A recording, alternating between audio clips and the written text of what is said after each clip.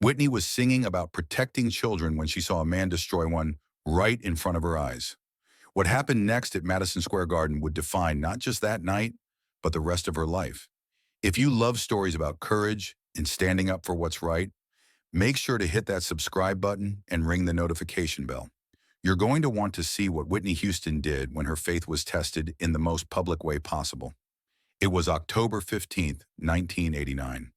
Whitney Houston was at the absolute peak of her career, commanding Madison Square Garden with 20,000 screaming fans.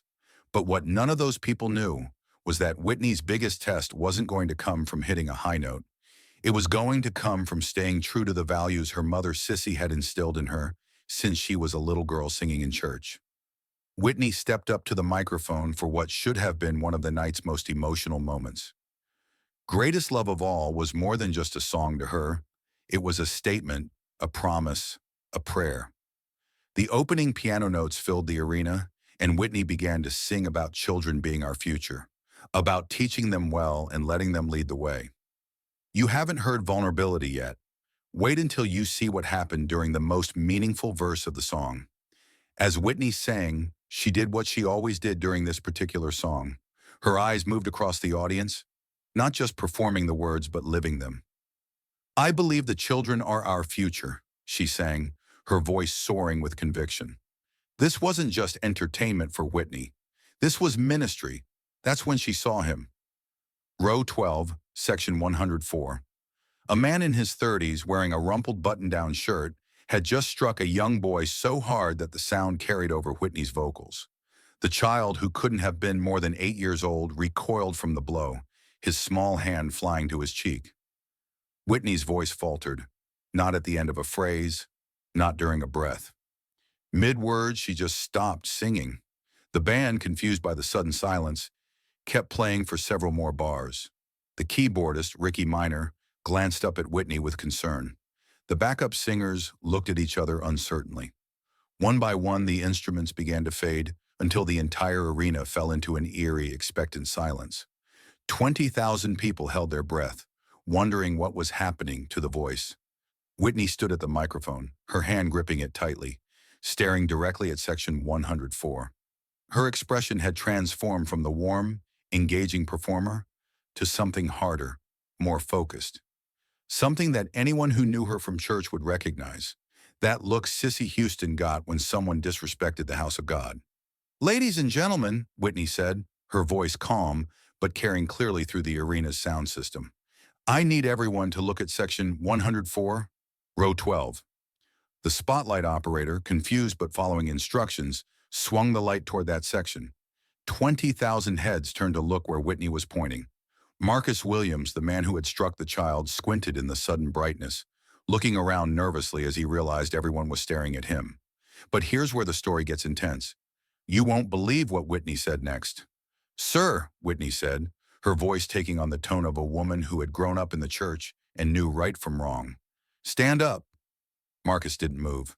He slumped deeper into his seat, hoping maybe Whitney would let it go, maybe continue with the show and pretend nothing had happened. I said stand up, Whitney repeated, and this time there was steel in her voice. The same steel that had gotten her through the music industry as a young black woman. The same steel her mother had taught her to use when defending what mattered. Security guards near the stage began moving, unsure what was happening but ready for anything. Whitney's road manager, trying to maintain professional damage control, was signaling frantically from the wings, hoping to get Whitney's attention and redirect the situation. Marcus slowly stood up. Next to him, his son David was crying quietly, still holding his reddened cheek. On his other side, Patricia Williams, his wife, was trying to make herself invisible while shielding her son. Whitney walked to the edge of the stage. Did you just hit that child? She asked. Marcus looked around at thousands of faces staring at him. He was acting up. He's my son. How I discipline him is my business. It became my business the second you did it while I was singing about how precious children are, Whitney said, her voice rising with passion. The arena erupted, not with screams or cheers, but with applause. Deep, meaningful applause from 20,000 people who had just watched Whitney Houston use her platform for something bigger than entertainment. But Whitney wasn't done. Security, she said into the microphone. I need you to escort that man out of my show, right now. Two security guards started moving down the aisle towards section 104, but they hesitated. They'd worked hundreds of concerts, but they'd never ejected someone for something like this. Usually they dealt with drunk fans or people trying to rush the stage. Whitney's road manager climbed onto the stage. Whitney, he said quietly, maybe we should handle this differently. There are procedures. Whitney pulled the microphone away from her mouth and spoke directly to him, quiet enough that the audience couldn't hear, but firm enough that everyone backstage got the message. Either they get him out in the next 30 seconds, or I'm going down there myself. Anyone who knew Whitney knew that wasn't an idle threat. She had gotten into this industry by refusing to compromise her values, and she wasn't about to start now. The road manager turned to the security team. Do what she said. You're not going to believe how this man reacted when security reached him. Marcus Williams became belligerent as the guards approached. You can't throw me out, he protested loudly. I paid good money for these tickets. I have rights. Whitney stepped back up to the microphone. You lost those rights when you struck a child, she said. This is Madison Square Garden, not your living room. And in my show, we protect children. Patricia Williams was crying now, trying to comfort her son while also trying to de-escalate the situation. Marcus, please, she whispered urgently. Let's just go. Please. I'm not going anywhere, Marcus said, his voice carrying across the silent arena. All I did was give my kid a smack when he was acting up. That's what parents do. That's when Whitney did something that made her road manager's heart stop. She handed her microphone to one of her backup singers, walked to the edge of the stage, and began climbing down toward the audience. Whitney, no, her road manager called out, but Whitney was already moving through the front rows, her sequined gown glittering under the lights as she made her way towards section 104. The crowd parted like the Red Sea as Whitney Houston, in full concert regalia, walked through the arena to confront a man who had hit a child.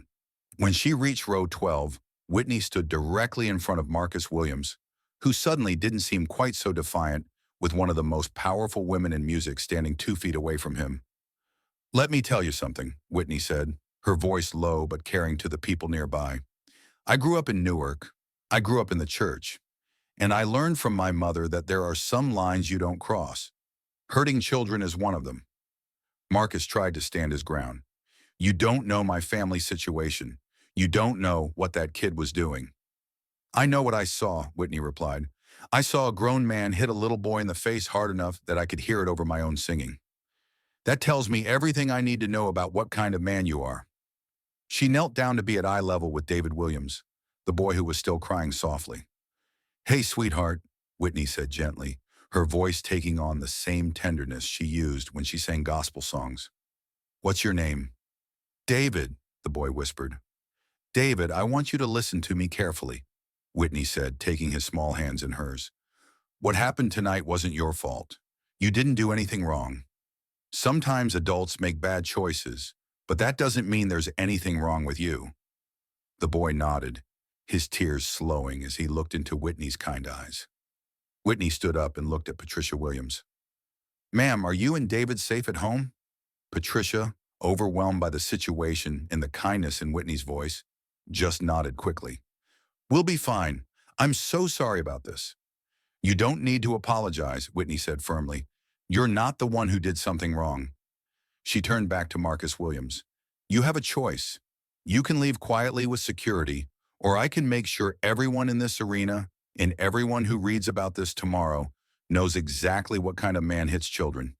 Your choice. Marcus looked around. 20,000 people were watching. His wife was mortified. His son was looking at him with something that might have been disappointment, and Whitney Houston wasn't backing down. Fine, he muttered. I'll leave. Here's the part that will give you chills. As security escorted Marcus Williams out, he was still protesting, still insisting he'd done nothing wrong. But Whitney wasn't paying attention to him anymore. She was focused on David and Patricia. David, Whitney said, would you and your mom like to stay and hear the rest of the show? I've got some good seats up front, and I think you might enjoy it. The boy's face lit up despite everything that had happened. Really? Really, Whitney smiled. But first I need to finish that song I was singing. It's about children like you, about how special and important you are. Whitney made her way back to the stage, but not before security had escorted the Williams family to VIP seats near the front, where they'd be safe and comfortable for the rest of the show. When Whitney climbed back on stage, the arena was completely silent. 20,000 people waited to see what she would do next. Whitney walked to the microphone and looked out at the crowd. "I apologize for the interruption," she said, "but I want to make something very clear to everyone here tonight." She paused, gathering herself. "I learned something growing up in church in Newark. I learned it from my mother, and I learned it from watching the way Jesus treated children in the Bible. You don't hurt children. You protect them. You lift them up. You show them love." The arena began to stir with approval. "I don't care who you are. I don't care what kind of day you're having. I don't care what excuse you think you have. When I see someone hurting a child, especially while I'm singing about how precious children are, I'm going to do something about it." The applause started slowly, then built to a thunderous roar. People were standing up, not just clapping, but showing deep, meaningful support for what Whitney had done. But what happened next will stay with you forever. When the applause finally died down, Whitney looked directly at the VIP section, where David and Patricia were now sitting. "David," she said into the microphone, "this next song is for you, buddy." She turned to her band. "Let's take it from the top of Greatest Love of All." But this time, when Whitney sang about children being our future, about teaching them well and letting them lead the way, everyone in that arena knew she wasn't just performing a song. She was making a promise. And when she got to the line about learning to love yourself being the greatest love of all, she looked directly at David Williams, making sure he understood that he was worthy of love, worthy of protection, worthy of respect. The boy was smiling by the end of the song. His mother was crying, but they were tears of relief and gratitude. After the show, Whitney asked her road manager about the family. "Bring them back," she said immediately. Minutes later, Patricia and David Williams were in Whitney's dressing room. "Miss Houston, I don't know how to thank you," Patricia began. "You don't need to thank me," Whitney said, kneeling down to David. "Hey, buddy, did you have a good time?" David nodded enthusiastically. Whitney picked up one of her signature scarves and tied it around his neck. "Now you've got something special to remember that you're special too." Whitney looked Patricia in the eyes. "Is David going to be safe at home?" Patricia nodded firmly. "Tonight changed everything. David and I are going to be just fine." Whitney handed her a card. "This is a family resource center, and if you ever need anything else, you call my management company." But here's the most incredible part of this story. The incident at Madison Square Garden changed Whitney Houston's life as much as it changed David Williams's. From that night forward, Whitney became one of the most vocal advocates for children's rights in the entertainment industry. She established a foundation dedicated to protecting children from abuse. She worked with lawmakers to strengthen child protection laws.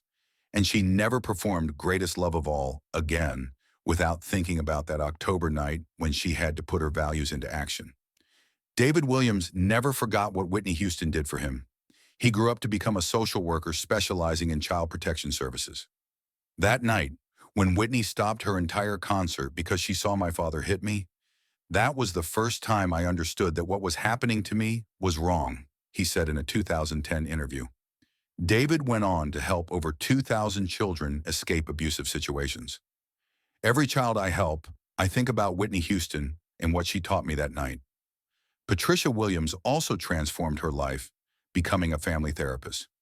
"Whitney showed me what courage looks like," she said years later. The story spread quickly. Whitney Houston stops concert to eject abusive father ran in newspapers nationwide. Child advocacy groups praised Whitney for using her platform to protect a vulnerable child. In an interview a month later, Whitney was characteristically direct. "My mother taught me that faith without action is meaningless. When I saw that man hit that little boy while I was singing about how precious children are, I knew I had to act." The incident also influenced Whitney's music and made it standard practice at her concerts for security to remove anyone violent toward children. Other performers adopted similar policies, and the entertainment industry began taking child protection more seriously. The legacy continued after Whitney's death in 2012. The Whitney Houston Foundation for Children has helped over 100,000 children escape abusive situations. David Williams, now in his 40s and still working in child protection, speaks at the foundation's annual fundraising dinner every year. Whitney Houston taught me that one voice speaking up for children can change everything, he tells the audience. She used her voice to save my life, and now I use mine to save others. Whitney Houston could have continued her song that night. Instead, she chose to use her platform to protect a child who needed protection. That choice saved David Williams and inspired thousands to speak up when they witnessed abuse. It showed the world that true stardom isn't about the size of your voice. It's about how you use your power to protect those who need protection. If this story moved you, make sure to like and subscribe. Share this with someone who works with children or someone who needs a reminder that standing up to abuse is everyone's responsibility. Have you ever witnessed something you knew was wrong and had to decide whether to intervene? Let us know in the comments and hit that notification bell for more stories about courage when it matters most. Because sometimes the greatest love of all isn't just learning to love yourself, it's having the courage to protect someone else when they need it most.